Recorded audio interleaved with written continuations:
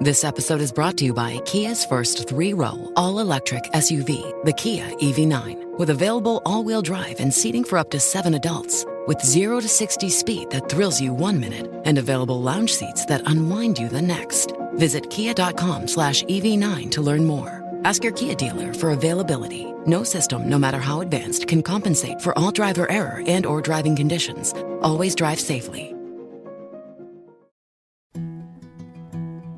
A science story, huh? Is NYU scientist I felt right. I was so And I just thought, well, I had figured it out. it was that golden moment. Because science was on my side.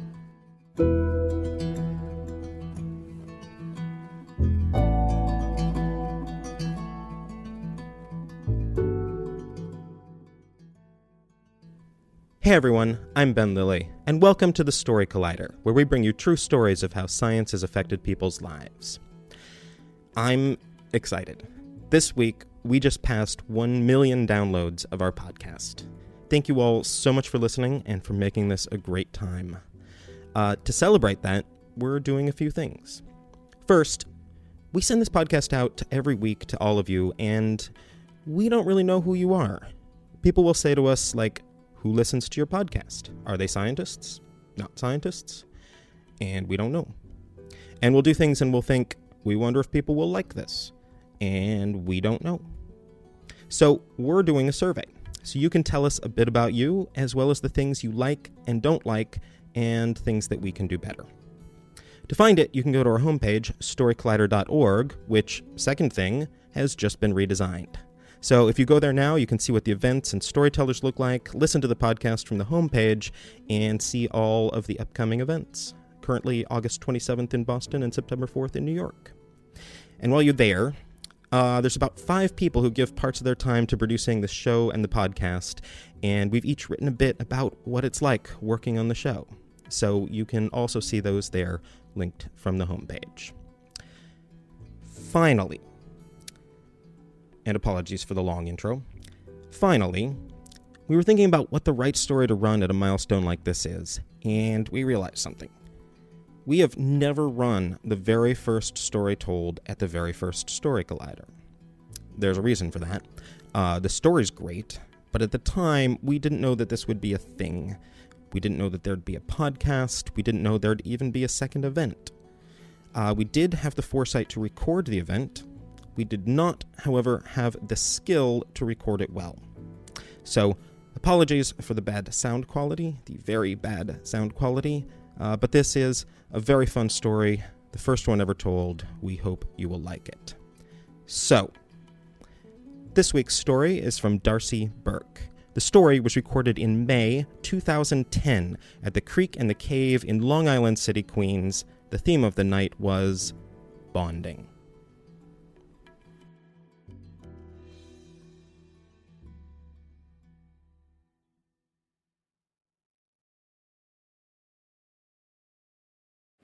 Hey guys. So, my name is Darcy Burke, and I'm obsessed with mountain lions.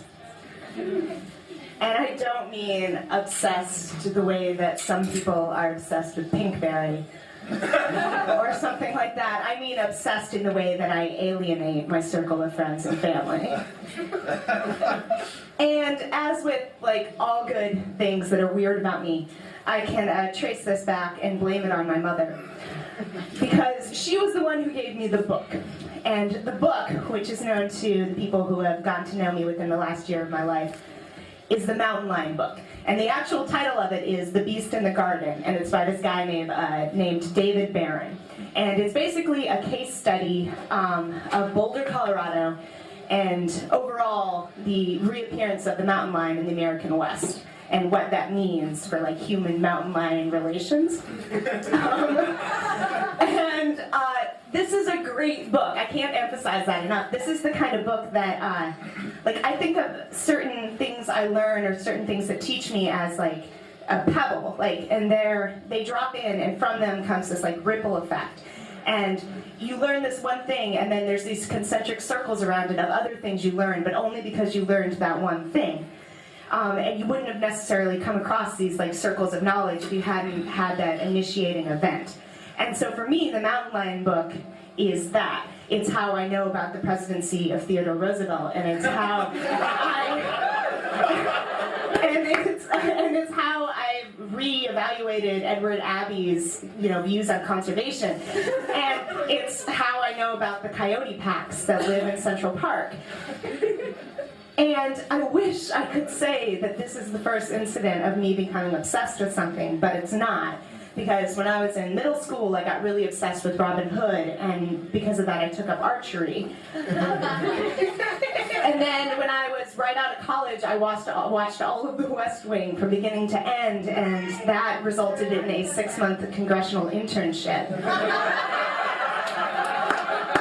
And it's not even the first run-in with, like, animals, because I have this one summer I spent when I was in middle school where I camped out every night in a lawn chair reading Jane Austen, trying to see the bears that would attack our trash every night. And I also, this is really super embarrassing, but I also have this page in my notebook where I write down helpful animal imagery. The best of these is about ducks. See, because ducks have this thing in their feathers, they have this oil that allows them to wick off moisture. And I always think of this when something hurtful happens. I'm like, oh, think of the ducks, think of the ducks. Like, the ducks wouldn't let that get to them, the ducks would just wick that off. So, all of these things have happened before, but nothing has been quite on the scale of the mountain lion obsession. And the part of how you know this is immediately after reading this book, I just talked about mountain lions all the time. And I would just look for reasons to like bring them up. And it would be to the point where people would ask me the standard question, like, oh, how are you doing? I'm like, I'm great. You want to talk about mountain lions? Which they never do, but I would always ignore it and like keep going and talk some more about mountain lions. Because, all right, let's get real here. All right, mountain lions are fucking awesome. Okay?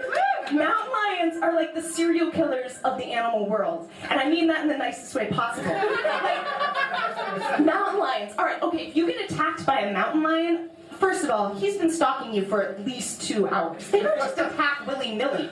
Like, they follow you. And if you're walking along a path that you take on a regular basis, like, say, a jogging trail in Southern California, he's been watching you possibly, like, 2 weeks prior.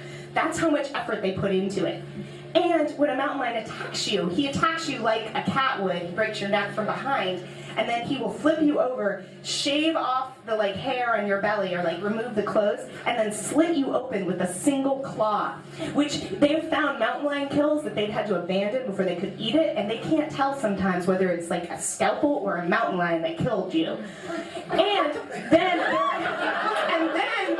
they're gonna go in and they're gonna eat your internal organs because that's the most nutritious part first. And then they're gonna stuff you full of like leaves and twigs and stuff to preserve the body, drag it back to their like little lair, and save you and feast off of you for like the rest of the month.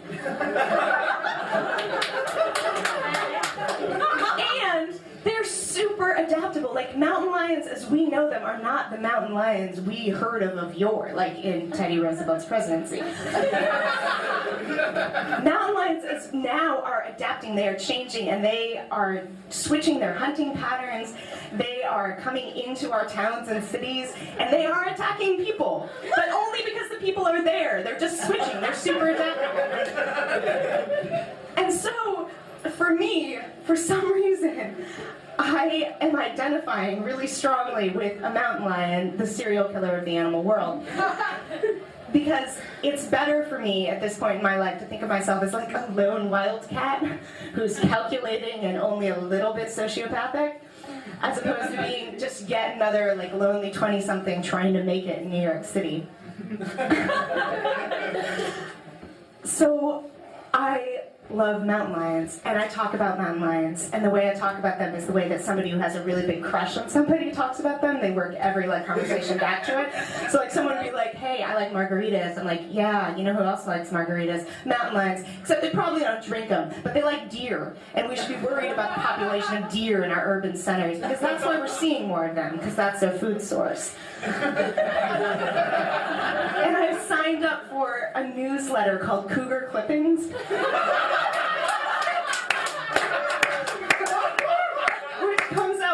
monthly, and I have a folder in my Gmail account entitled Mountain Lions, and that's where all of those live. And I've also, I try and spread the word as much as possible, and I've made almost every member of my immediate family read the Mountain Lion book. And we're moving on to people beyond my immediate circle. And I also have a Twitter account, which I only post mountain lion facts on. And I wish I could say that there was one moment where I was like, this has gone too far. But there is my favorite moment, which is an example of it going too far, which is towards the end of the summer, I'm in a bar, and I'm talking to a relatively attractive guy. And we're really hitting it off. And for some reason, I have hoodwinked him into thinking that I am like a socially normal person. And he's actually interested in me. And for some reason, I don't know what it is, I decided that this point in the conversation is the point when I should say, hey, you want to see something cool? Reach into my bag and pull out the photograph I have of a fresh kill with a mountain lion feasting on it. Because my mother sent it to me earlier that day, because not only am I the person who pulls out the picture of the fresh kill in the bar, but I'm the person who people send the picture of the fresh kill.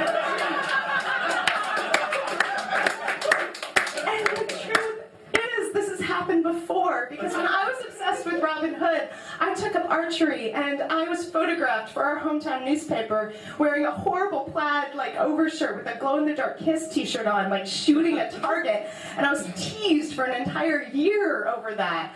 And when I was obsessed with the West Wing, I went and did that congressional internship, and the one time I met the congressman, he asked me why I was doing the internship, and I replied, oh, I don't know, I'm just here for the letterhead, which in retrospect was like a super West Wing thing to say, but they just thought it was disrespectful to the congressional representative for the 3rd District of Colorado. And I'm here again because I just pulled out a picture of a mountain lion eating a deer in a bar when a guy was trying to pick me up. And I wish I could say that I've learned my lesson and that that moment of self-actualization and knowledge has changed everything for me. But the truth is that I just finished a book about rats.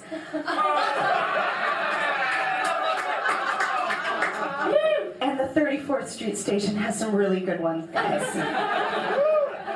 Thank you.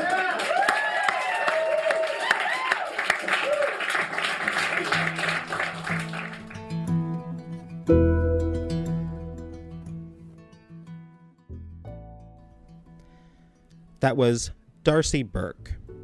Darcy is a comedian and writer in New York City. She is the host of The Glockdown for The Glock, the Gorgeous Ladies of Comedy. You can find that at theglock, thegloc.com. For more science stories, take a look at storycollider.org, where we have archives of the podcast and upcoming events. The Story Collider is produced by me, Brian Wecht, Aaron Barker, and Ari Daniel. The podcast is produced by Rose Evelith. Additional help from Brooke Williams, Lena Groger, and Justin D'Ambrosio. The theme music is by Ghost. Special thanks to The Creek and the Cave for hosting the show, and to a grizzly bear for being the scariest thing I've ever seen in the woods. And actually, that was still pretty scary.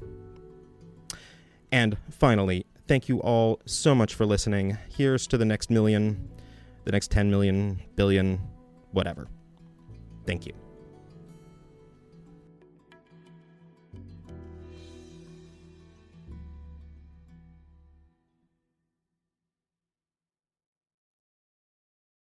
So, you've got an idea for a business. The store of your dreams. There's just one thing to figure out. Everything. That's why Shopify's all-in-one commerce platform makes it easy to sell online, in person, and everywhere else. Sell on social media, source products with an app to get that first sale feeling. It's the only solution that gives you everything you need to sell everywhere you want. So when you're ready to bring your idea to life, power it up with Shopify. Sign up for a $1 per month trial period at shopify.com/listen.